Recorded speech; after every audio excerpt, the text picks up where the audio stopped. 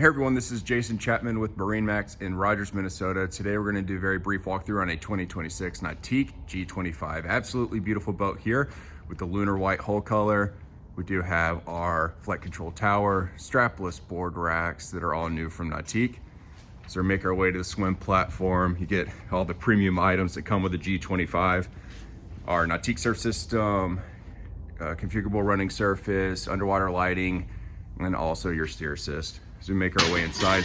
This is powered by the ZZ6 450, so tons of power when you're out there with your friends and family on the water. Nice seating aft here if you're hanging out and anchored.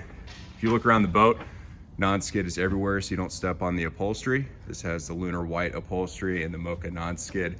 Complements the exterior and interior very well. This boat really is meant for entertainment. Great sound quality, lighting packages on here. Tons of storage and seating, lots of cup holders. So we make our way to the helm. We do have a race car inspired seat. Our hot keys over here that can easily control the LINC Panoray screen. You can do all the functions that you need to do when you're on the water from that screen as well. Ergonomically, very sound, great visibility when you're out there on the water. Great center walkthrough up to the bow. This does have a bow filler cushion.